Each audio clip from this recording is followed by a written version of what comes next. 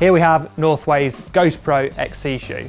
It's a shoe I'm going to be riding and racing in a lot pretty soon, but before I get it all horrible and muddy, I wanted to do a first look because it's quite an interesting shoe and there's some nice features on it.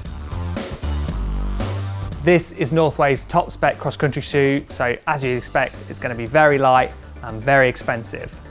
This size 45 without cleats weighed just 348 grams. To give you an idea of how that compares to the competition, that's a touch lighter than the top spec shoes from Physique, Shimano and Sidi, which I've all tried. So yeah, it's very competitive in the weight category. The price, you're looking at £340 for the pair at full retail. So just like the weight, the price is up there with the very best. But what do you get for a 348 gram shoe that costs £340?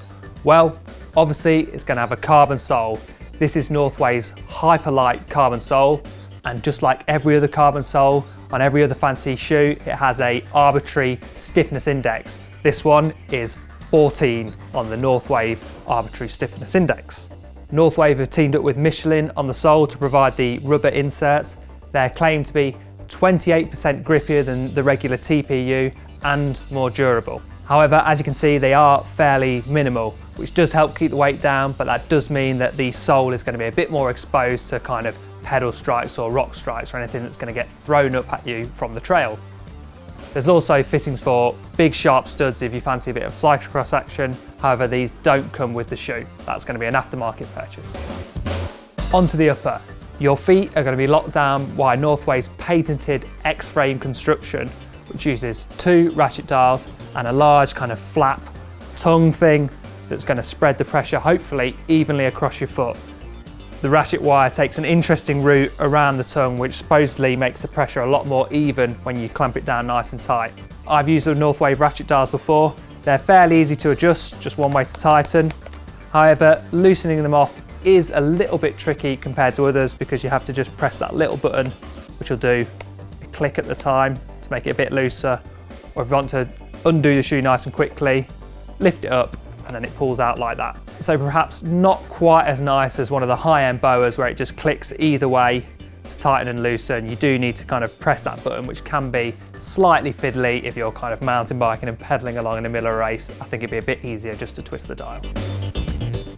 The upper material feels very tough and there's plenty of perforations for ventilation and lots of protection around the toe and the ankle to again protect your foot from any nasty things that are going to get thrown up from the trail. Finally, inside there's the often seen on nearly every shoe now, cat tongue-like material, which just helps keep your ankle a bit more snug and locked into the shoe. So on the whole, this looks to be a pretty solid shoe from Northwave. Now, although this is a first look, I have snuck out for a quick ride on these. As you can see, there's cleats on them already, so I can give some very brief initial impressions.